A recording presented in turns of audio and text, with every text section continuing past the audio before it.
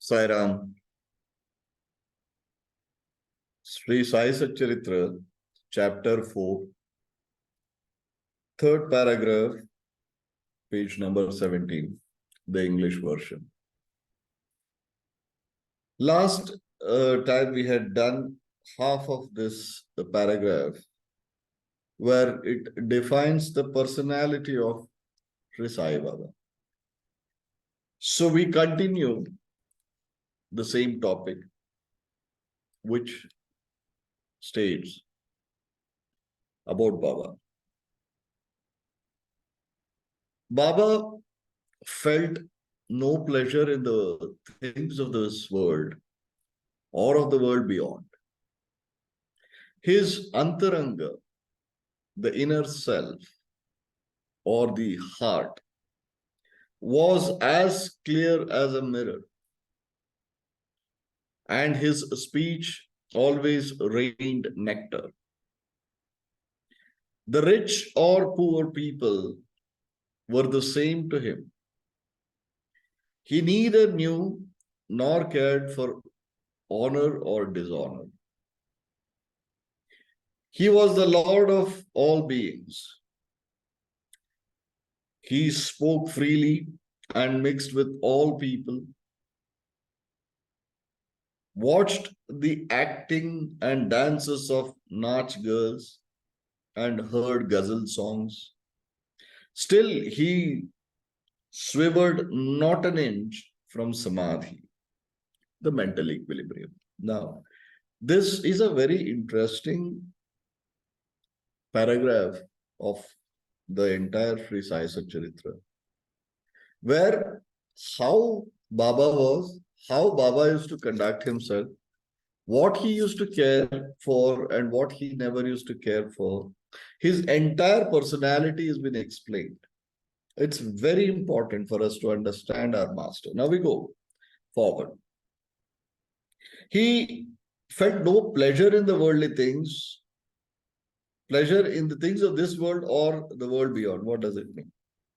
Sri Sainatha, the Avadhuta that he is, he was not one who was bothered about the pleasures of this worldly things. This contemporary world he was in, and the pleasures of the world like the comforts and luxuries, he was least bothered. Neither was he bothered about what he is going to gain. Like, we have in our some of the religious scriptures stating that after passing away, you will get this, you'll go to heaven, you will have the. So he was least bothered about all those cock and bull stories. Nor was he worried about this worldly existential luxuries. Nothing. He was absolutely dispassionate, a complete avadhuta, a complete vairagi. He had no wants at all. He had no cravings for any of the luxuries. That goes without saying. Just looking at his life, looking at our master, it says it all. So he had no pleasures, zero pleasures, none of the vasanas, none of the indriyas. It only goes to say that panchendriyas were under his command. The touch, the smell, the vision, the taste. So all the indriyas, none of them could control Baba. He never gave in to the indriyas. The pleasures of the world, nothing. It did not matter to him. So he was above indriyas. Once you are above indriyas, it goes on to say that Maya cannot influence you. One of the greatest symptoms is when indriyas are under our control, it means that Maya and her influence will not affect us adversely. Right? His antaranga, the inner self, was as clear as a mirror, and his speech always rained nectar. Antaranga here, it says heart, but in literal sense, but antaranga is the inner self, the true self. What we are superficially is not what we really are when we have realized who we are. When we have found an answer to the question of who am I, that self is Antaranga. The superficial self is just a display.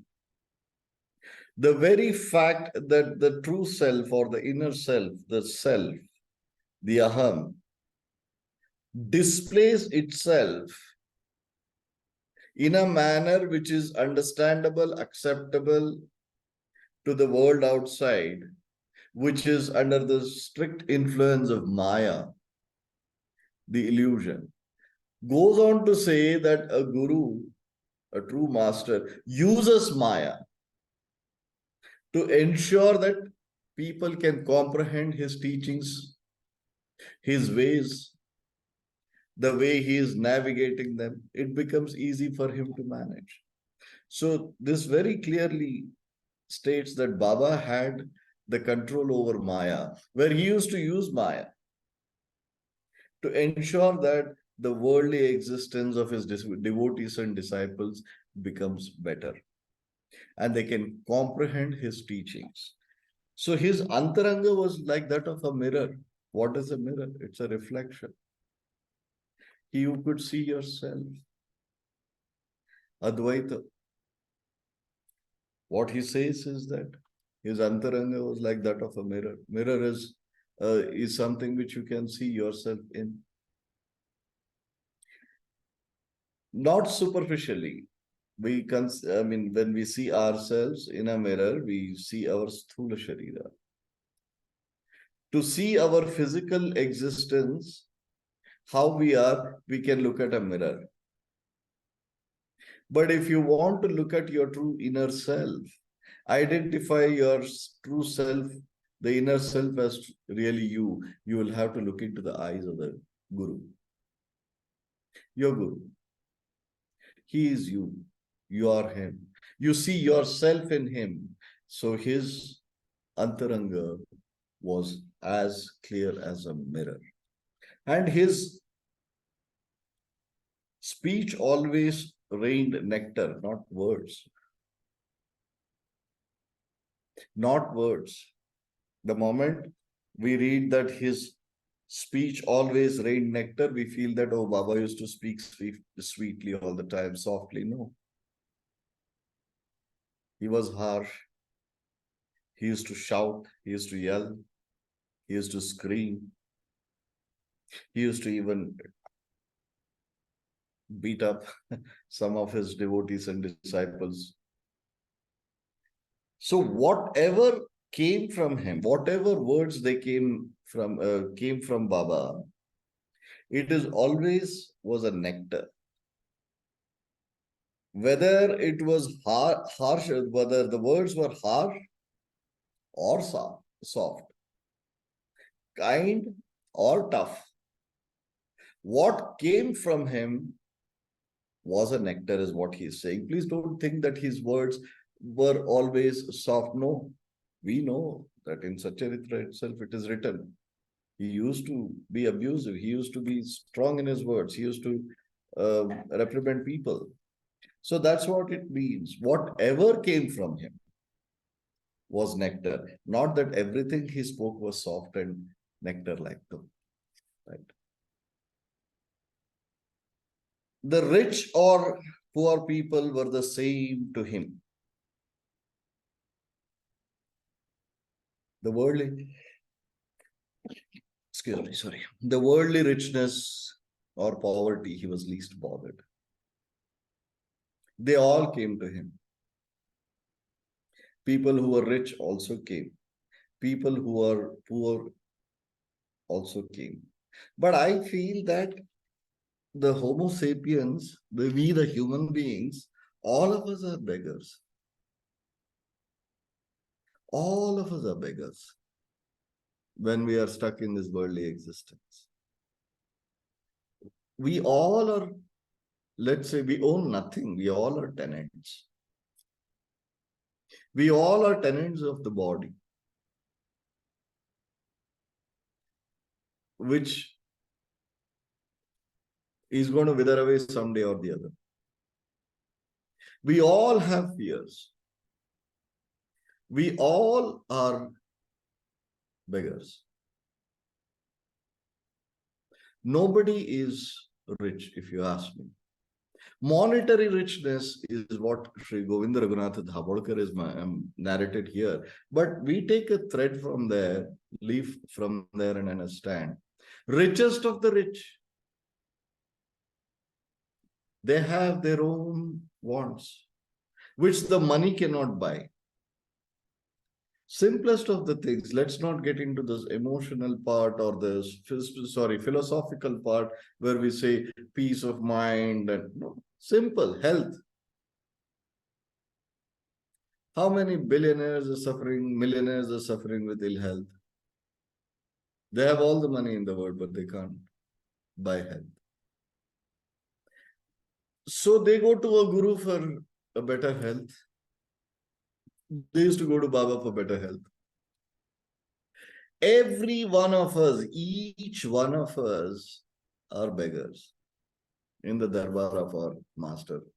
Or when we go to a temple. We know in Satcharitra one Marwadi Seth, a businessman, he came packed, he's loaded with money. He walks into Baba's darbar and he says, quickly I have come, I have taken a vehicle on hire and I have to return by this evening, give me Brahmanya. He's also a beggar. There is no one who is not a beggar. The day when we go to the master, our guru, and say that I haven't come here to ask you for anything. Just want to be still. I want to be just still. Want to be with you. I want to be in your company. I want to be one with you. I want to dissolve in you. The wants are there, it's okay. Necessities are there, it's okay. So here, he says he did not care for how rich the devotee was, how poor the devotee was. I mean, this is very understandable, very simplest of the things. But actually, what we need to get is that even somebody, richest man in the world, also has wants. He's also a beggar. Some may beg for food, some may beg for money, some may beg for clothes, some may beg for something. But end of the day, we all are tenants, we are all beggars. We own nothing. And we want everything, not just money. So that's what it goes on to say, philosophical significance. And Baba never cared. He fulfilled everybody's wish. He fulfilled everybody's wants. He never cared because everybody approached him. Primarily, we go to the God or Guru to fulfill our wants, which he fulfilled. He never discriminated. He neither knew nor cared for honor and dishonor. The world is filled with honoring people. We love the recognition, accolades, but we shy away from, or we get angry, or we get disturbed if somebody speaks ill about us to us. So here, Baba was a Sthita Prajna. It only goes on to say, the incident which occurred last week in our small group, similar. He never cared. He never cared if somebody praised him. He never cared if somebody abused him. He just did not bother. He was still a Sthita Prajna. If we have to become like our master, which is the only thing we have to do in our lives, we have to emulate our master. He never cared. It never bothered. When people were praising him, he said, it's okay. When they were abusing, he said, okay. It did not disturb him. The fundamental word, which I always try to, push to everybody is, this too shall pass. This too shall pass. Just remember this word. It is a very simple statement, but very profound if you practice. Whether somebody is abusing you, that situation will also pass. If somebody is praising you, that will also pass. The opinions are never consistent. It is strictly circumstantial. World keeps judging us at every interval of our lives. And within, let's say, in a contemporary situation that we are, maybe I am a fantastic father, maybe a bad husband, bad son, or a good brother, a good friend. So different things in one stage, at one, this very moment of your life, many people will judge you. But as long as you know your true self and you are one with your Guru, you have realized the ultimate truth. There's nothing to worry. You have to withdraw, become insensitive towards both the praises as well as abuses. It's okay. But in our Sampradaya, I'll promise you, people who will belittle, abuse the order or the members of the order, they'll drift away. So no worries. The very thing is, Baba is to say that people who are not supposed to be with him or around him would never be with him nor around him. If they somehow stayed on, eventually they became one with him. So he was least bothered. The praises did not, impress him.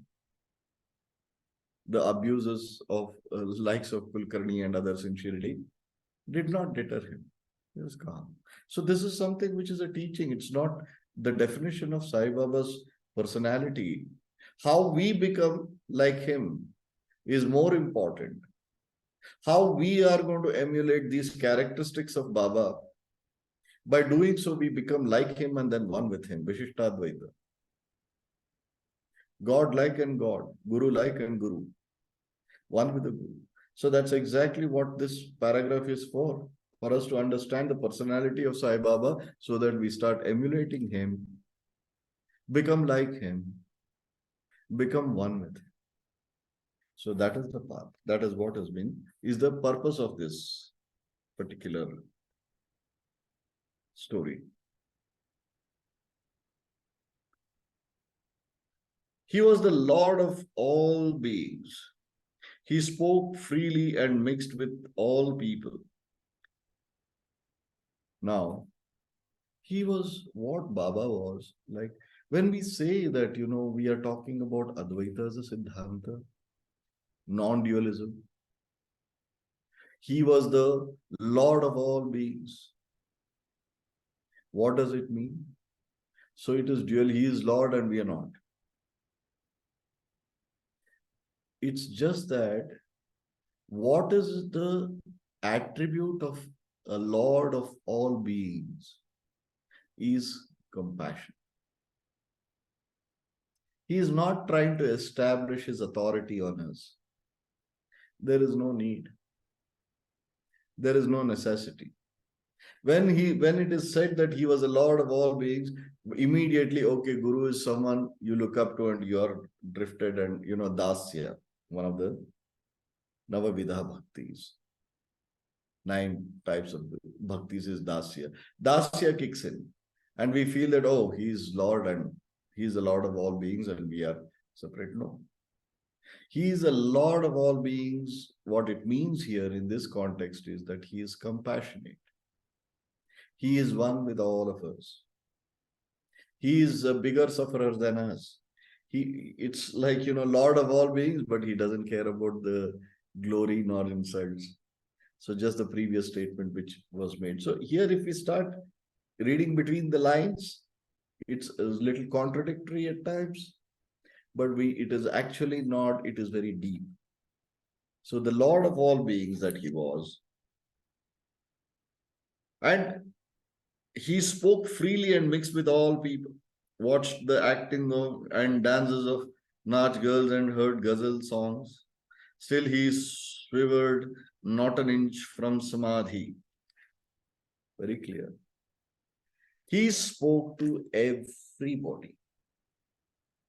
He gave time to everybody. He mingled with everybody. Nobody was close to him than another person.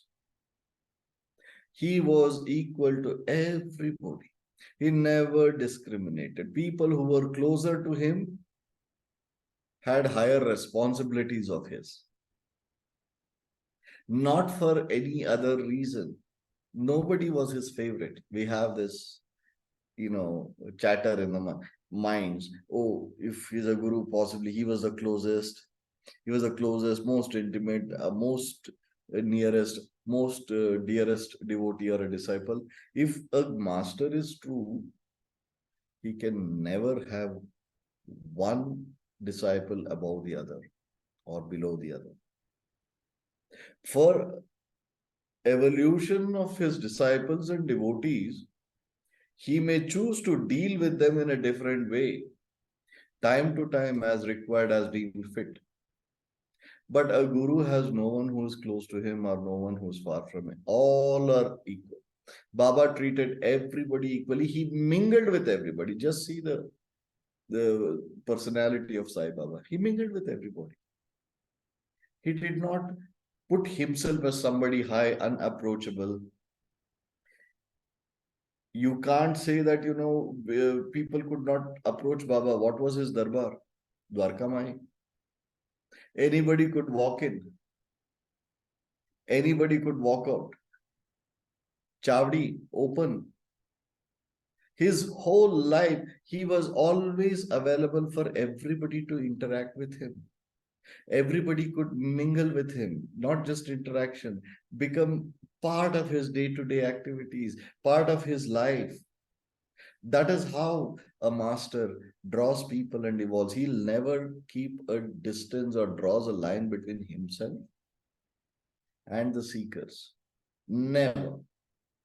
He always mingles. Baba always used to mingle with everybody.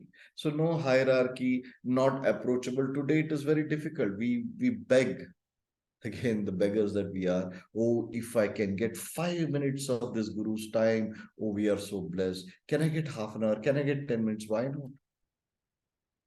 Whereas the true master, he was always available, always approachable, easily accessible.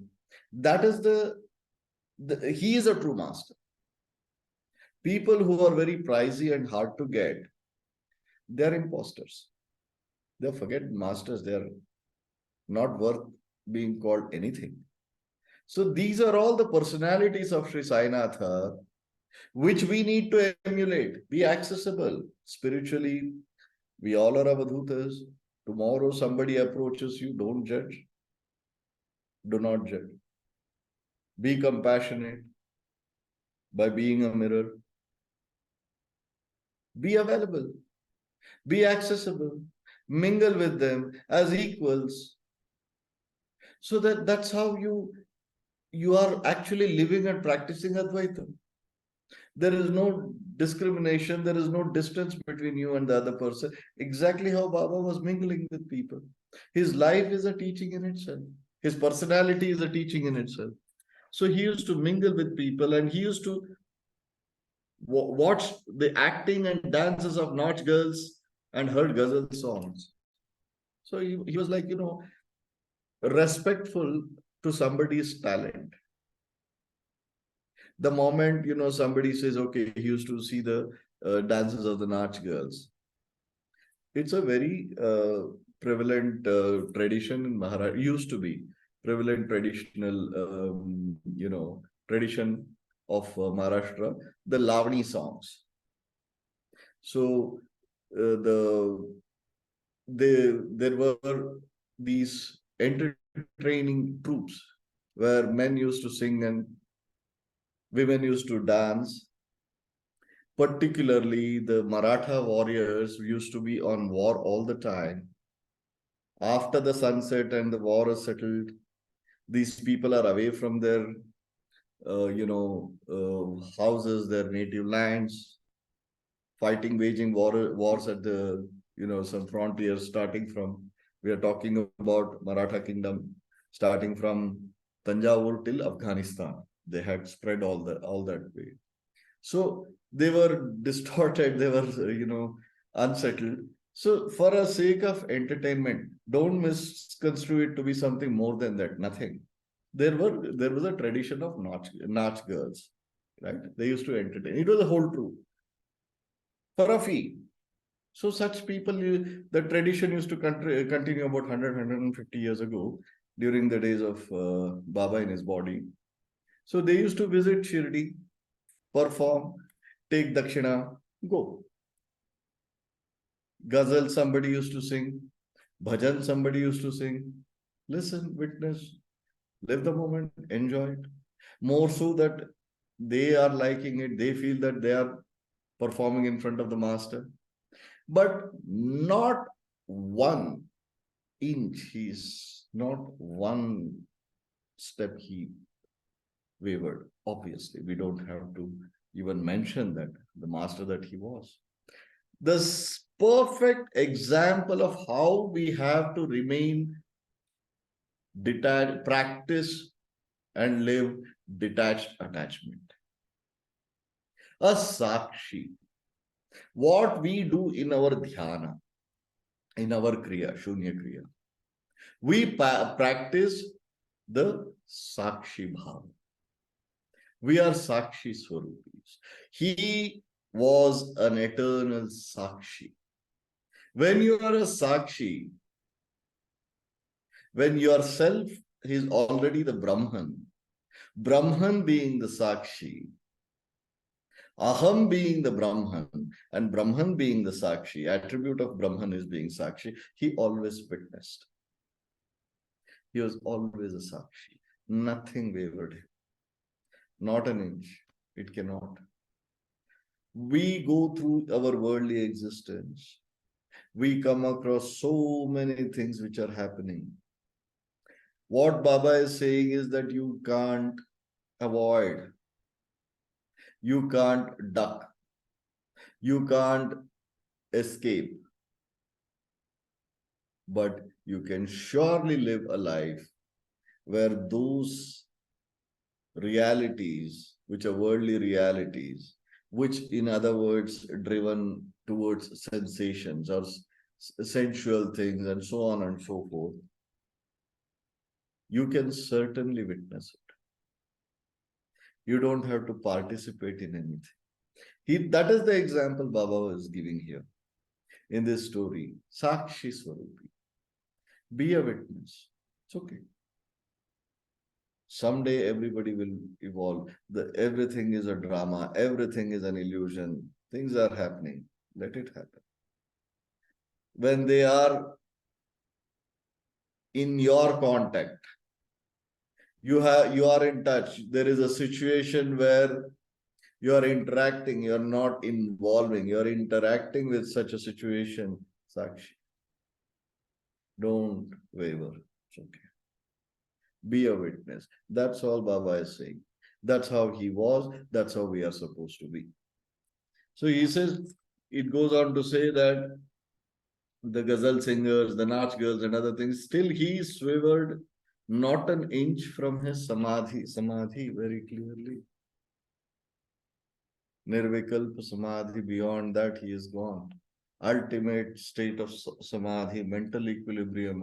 It's not a right word. Absolute state of stillness and witness.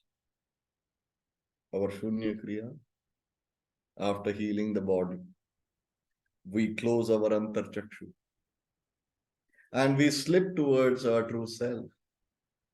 We slip towards a state of Sakshi, a witness. Nothing other than that. And absolutely still. Stillness is not the physical stillness. Stillness and witness is more or less the same. Stillness here doesn't mean that the realities which is ever evolving and ever altering is going to be still. No. You are still.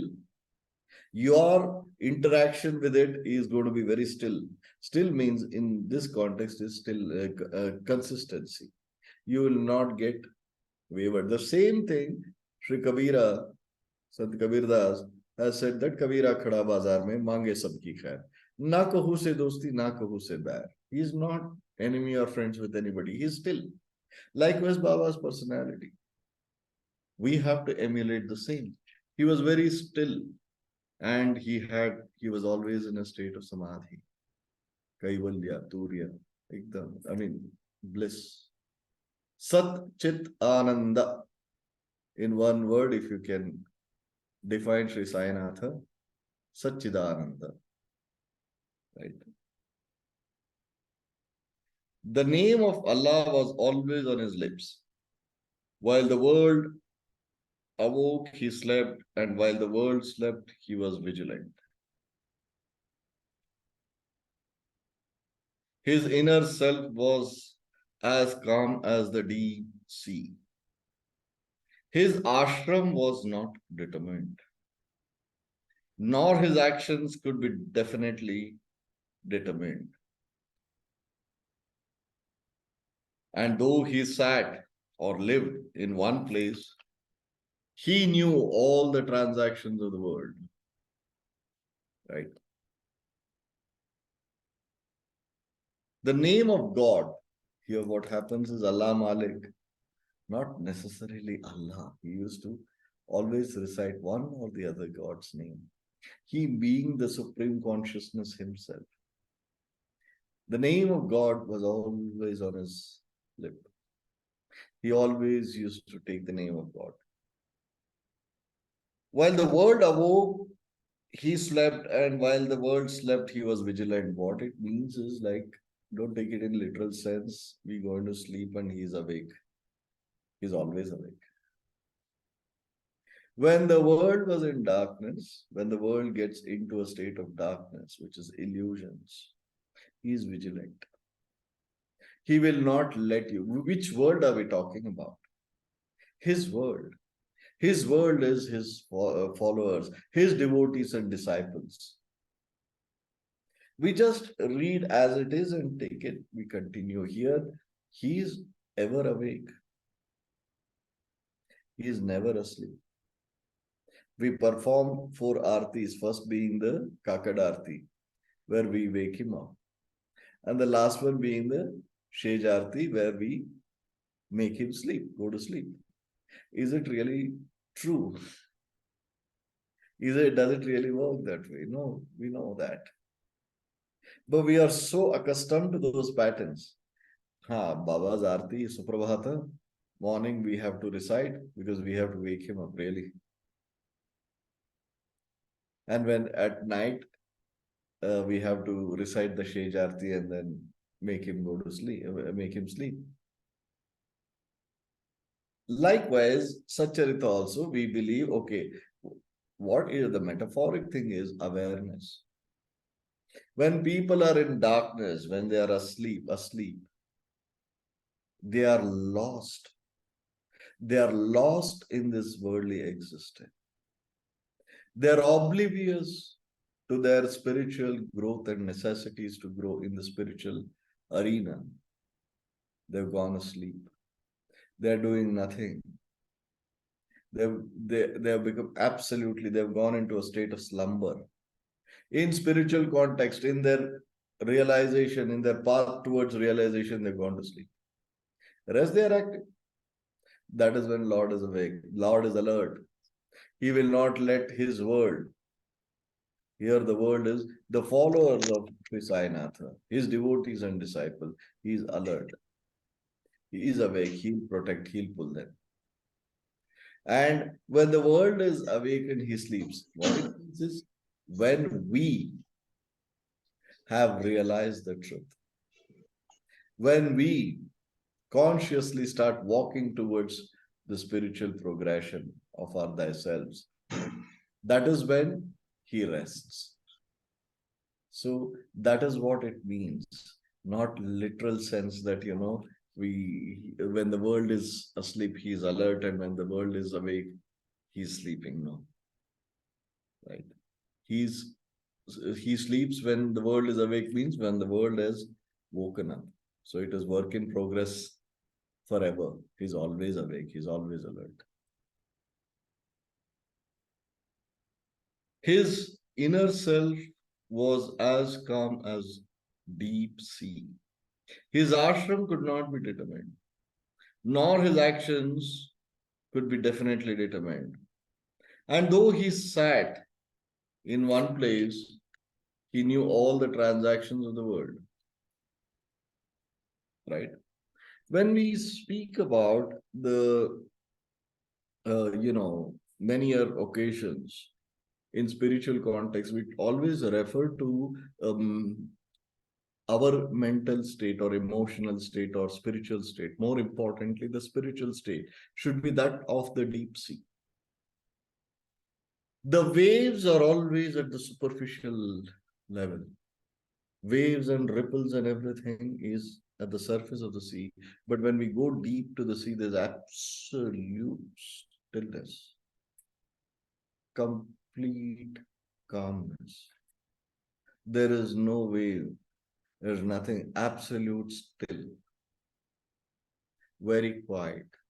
So that is why when we walk back into our true self in our dhyana, when we attain a state of absolute stillness and calmness, it's exactly how you can correlate with the state of a deep sea. Surface, superficial self. Deep sea is true self. He was always like in a he's always in a dhyana or he's always calm as the deep sea. His ashram could not be determined. Here, ashram has multiple, you know, multiple definitions we can talk about. We can also refer to Varnashrama. Was he a Brahmana? Was he a Kshatriya? Was he a Shudra? Was he a Vaishya? You could never determine. His darbar was not something which anybody could comprehend as definable. We can only say it as undefinable, define as undefinable. So his ashram could not be determined, nor his actions could be definitely determined, and though he sat in one place, it goes on. So he was omnipresent, omnipotent, omniscient. He knew everything, no matter where we are, no matter what we do, wherever we are, each thought of ours, each deed of ours, it's known to him. He knows it all. There is nothing, there's no privacy. I always say this. When you are embraced, when you are accepted by a guru, first thing you lose is your privacy. You have no privacy. He knows everything. Your intents, your thoughts, your deeds, your emotions. So no matter how much you try to suppress, no matter whom you can convince, but your guru you can't. He knows. He sees through and through. He knows every thought of yours. He knows what is happening in the world. He knows every transaction of the world. There's nothing which he doesn't know. It only goes on to say that he is in everything. He is in every thought, he is in every action, like what Lord Krishna says in Bhagavad Gita. Likewise, he knows everything. That supreme awareness, being fully aware of the transactions of the world, sitting in one remote village called Shirdi, somewhere in Maharashtra, somewhere in India. But he knows everything which has been happening in the world. And I have to add one thing here about the languages that Baba spoke, which I don't think is in Sai Satcharitra. If it is, we'll address it again. People who used to sleep close to Baba at nights, they've heard Baba speaking in different languages. Somebody has heard him speak in French. in Persian, in languages which you cannot even think of. In a remote place called Shirdi, a fakir called Sainatha, speaking in so many different languages. When the curtains are closed, they could only hear. Baba used to speak aloud, very loud, in languages which was foreign to them, foreign even to this day. But then later on, there was one Parsi lady who was highly educated, and she knew French, she knew so many foreign language. Since she was a Parsi herself, she knew Persian as well. She, English, French, so many. He was, so to say, worldly language, worldly being. We can say that he was a multilinguist. You can say, but no, he spoke in every language. His ways of, you cannot determine his actions. Also, you could never.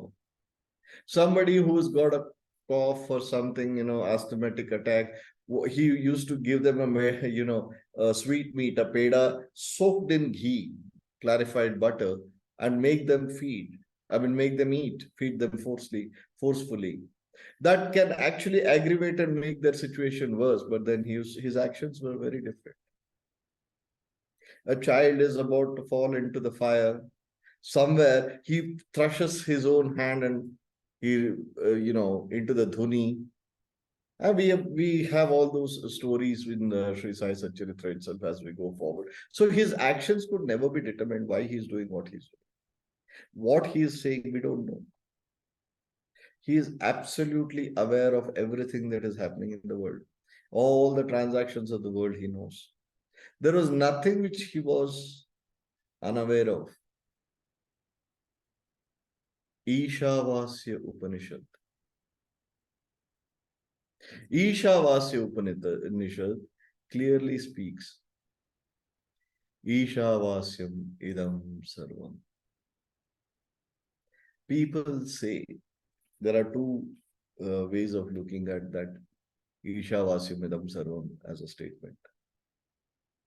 Isha, the supreme consciousness. Vasam is dwelling in. Idam sarvam, in every living and non-living thing in this world. Everything. Dvaita. The definition of it in Dvaita Siddhanta. In Advaita, each and every molecule of this whole universe is him. He doesn't live in it, it is him. It is you. So that is the definition of Ishavasyam Idam Sarvam. The entire of Ishavasya Upanishad is in this one statement. He was aware of everything which was occurring in the world. There was no secrets, there is no privacy. So that's what it goes on to say. He knew all the transaction of the world. His darbar was imposing. He told hundreds of stories daily. Still, he swerved not an inch from his vow of silence. Just how contradictory, cryptic, What it goes on to say, his darbar was very imposing. We have seen Dwarkamai, small, maybe 200 square feet or one less than that. But a very imposing darbar because of the master, the supreme consciousness, Purnavatar Apadiguru Dattatreya himself sitting there. It has to be. So that doesn't surprise us. But he told hundreds of stories daily. The importance and significance of story, we just went through somebody's post.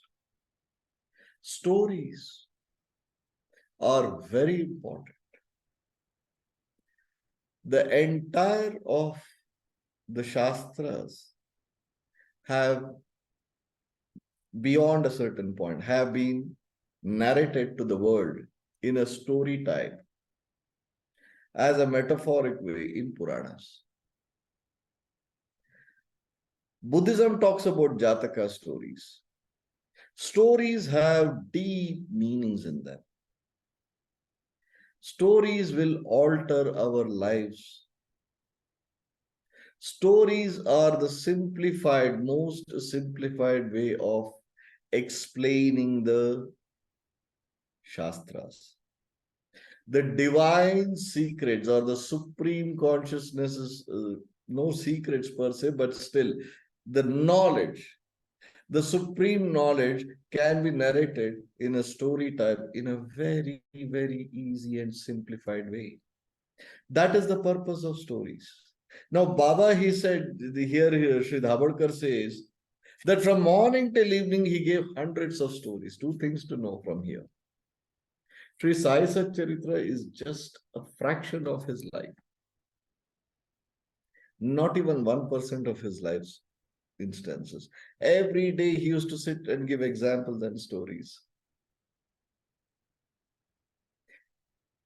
He used to evolve people with stories and examples, hundreds a day. Yet he never swerved an inch from his vow of silence.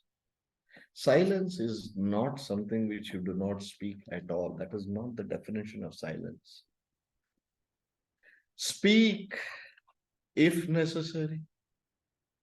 Speak when necessary. Speak what is necessary. If you maintain this, it is actually maintaining silence. Because all these three things, if necessary, when necessary, and how much is necessary, when you are weighing all the three reasons and then speaking, you are not doing for yourself. You're not trying to impress anybody. You're not trying to impress yourself upon anybody. You don't have any selfish interest. Baba never had any reasons to be there, first of all. It's out of compassion. Baba always was silent. Baba was always quiet. He never spoke.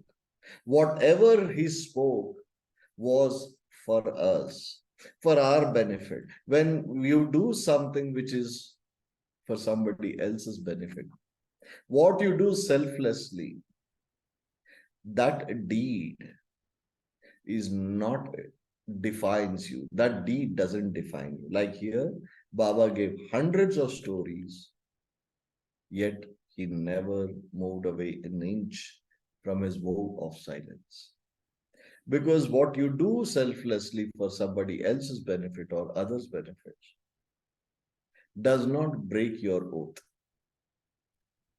does not break your oath of silence in this context. When Lord Krishna picks up the weapon to fight against Bhishma Pitamaha, his oath of not taking up the weapon is not broken because it is done for Dharma Sansthapan. Did Lord Krishna, everybody says, Lord Krishna broke his oath. No, he did not. Here the same thing is mentioned. Krishna does not break his oath of not lifting the weapon, but when it comes to Dharma, it is not him. Even his oath doesn't matter. His oath remains as it was. Because Dharma is more important than the oath. So he lifts the wheel of the chariot to fight. Likewise, here, when he is doing so much for us, when he is there for us, when he is looking over us, he is looking after us, he is nurturing us, he is speaking, but he has taken an oath of silence. He gives hundreds of stories every day. Is it contradictory? Is he breaking his oath? No. When anything done selflessly, nishkama karma is performed. When it is performed, you are not breaking your oath because you are not doing it for yourself. That selflessness, nishkam karma of evolving his devotees and disciples did not make him break his oath of silence. That's what we need to understand from this one, statement, for that he gave hundreds of stories, but yet he never broke his oath of silence. So that's the actual meaning. That's how we have to construe. Okay. So we'll take it up further. Thank you, everybody. Sai Ram.